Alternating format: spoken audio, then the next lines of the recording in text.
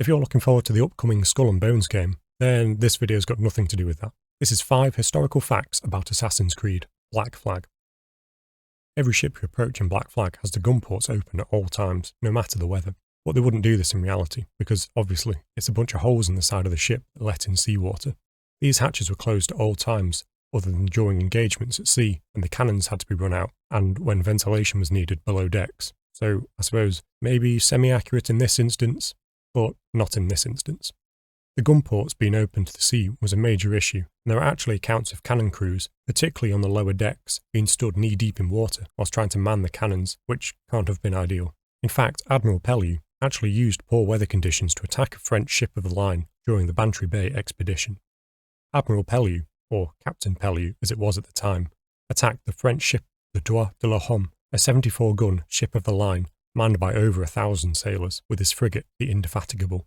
Under normal circumstances, this would have been a terrible idea, but the L'Homme had lost her fore and mainmast topsails, so it was difficult to steer, and the weather prevented the captain of the L'Homme from opening the gun ports on the lowest decks.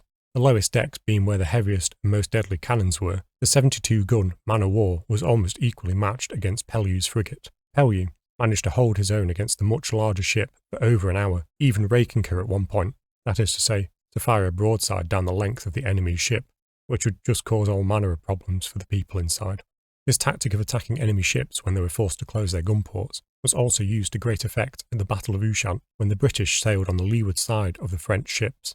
The wind caused the French ships to list over and forced them to close their lee side gun ports. The British, however, listed the other way, raising their guns and allowing them to fire a full broadside.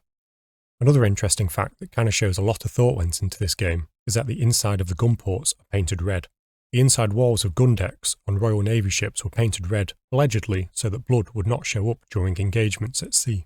This was supposed to be less demoralising during fighting engagements, when sailors were mashing each other up with cannonballs. When firing at enemy ships, the jackdaw fires every cannon all at once. In reality, fighting ships wouldn't do this for 2 reasons. First, ship battles usually weren't 2 ships side by side just duking it out. Many times they'd be sailing past each other, and there'd be a narrow window of opportunity to line up a shot with an enemy ship. Considering line of battle type tactics, firing every cannon at once would guarantee a lot of missed shots. Secondly, there was a lot of force behind a cannon, and firing every cannon at once had the potential to overstress the hull of the ship, and might result in warping or splitting of the wooden framework. To prevent this, rolling broadsides were used. Cannons would be fired one after the other, so the recoil force of each cannon wouldn't be put on the hull all at the same time. Do you know how dangerous it would be boarding a Royal Navy ship in the Age of Sail? As well as being crewed by highly skilled seafarers with some of the most well-drilled gun crews in the world, Royal Navy ships were also manned by Royal Marines. Yup, these guys were actually formed in 1664 and have crewed Royal Navy ships ever since. Anywhere from 10 to 20% of the crew consisted of seafarers whose sole purpose was fighting at sea. Not to say that it didn't happen, but pirates usually boarded poorly defended merchant vessels, not navy ones. Merchant vessels were filled with cargo and usually didn't have cannons. Navy vessels were filled with sailors and were guaranteed to have cannons as well as crews skilled at using them. When boarding enemy ships, you notice that the decks don't come together. This is because of the tumble home, which was used to give stability to the ship at sea. This actually presented a genuine challenge for any ship trying to board another, as the boarding party had to cross the gap somehow without instantly being shot. While it was possible to do this with grappling hooks or simply by jumping, boarding an enemy ship was rarely a good tactic, unless a victory was almost certain. Not only did you risk losing a great number of your own crew in the fighting, it often meant that you had to leave your own ship undefended. A captain could actually turn a victory into a defeat if he decided to board an enemy ship and was subsequently overpowered by the enemy crew. A better tactic was called cutting out. This is where small boats would be launched and would pull alongside the enemy ship and board. Usually this was done at night to allow for a silent approach and a surprise attack. This sort of tactic was often used by pirates to board much larger and better defended ships than their own. Pirates would be more likely to attempt a ship boarding, as their goal was to loot cargo, not get into a fight. It was usually preferred if a ship could be taken peacefully, as this minimised the risk to the pirates and prevented damage to the cargo. If the ship was undamaged, it also meant the pirates could pinch that as well, instead of having to patch up a load of cannonball holes first.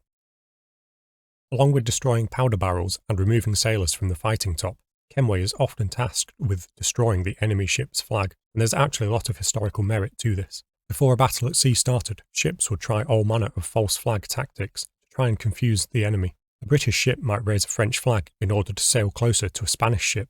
The Spanish would take the British for French, so would think that they were allied forces, but then the British would sail alongside, quickly hoist their true colours, and cause all manner of trouble with close-range cannon fire. This would be known as a ruse de guerre, or a ruse of war. The only rule to this was that a ship could not begin fighting under a false flag. The true colours had to be raised prior to the battle starting. Surrender was signalled by a ship lowering their flag, known as striking the colours.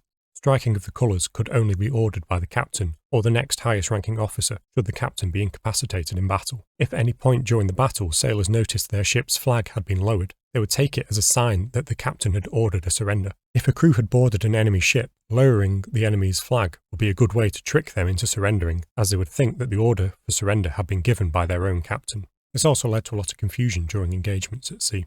The flag was hoisted on only a single rope, which was pretty susceptible to damage during combat. Quite often a stray cannonball, musket shot, or collapsing rigging would cut the flag rope, so the flag would drop to the deck. This could lead to the crew of the ship surrendering prematurely, thinking the colours had been struck purposefully. The enemy ship would also cease firing upon them, as firing upon a ship that had struck its colours was technically a war crime.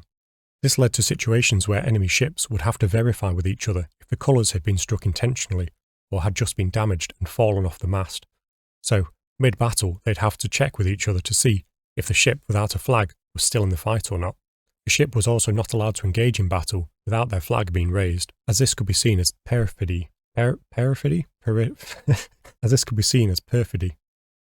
is essentially tricking the enemy with bad faith tactics, such as faking a surrender or truce in order to get the upper hand and counter-attack an enemy. This was also a war crime. If a ship's flag had fallen off the mast in battle, continuing to fight could end up in the captain being accused of perfidy. This led to the practice of nailing the colours to the mast, which quite literally meant to nail the colours to the mast. That way, instead of a thin rope holding up the flag, a whole bunch of nails meant that as long as the mast was upright, the colours would be raised. However, doing this would mean that surrender would be impossible, as there would be no way of lowering the flag once this was done. Nailing the colours was often done to show that a ship would not surrender under any circumstances. Richard Pearson, a Royal Navy captain, famously nailed his colours to the mast during a naval battle off the coast of Yorkshire in England. Pearson climbed the mast himself and defiantly nailed the colours before going into battle against a Franco-American squadron. He then had to surrender and climb back up the mast after the battle to remove the colours. Although saying that, he did damage the enemy's ship so badly that it sank, and the enemy captain had to commandeer his vessel. And that's it. That's some of the historical facts from Black Flag.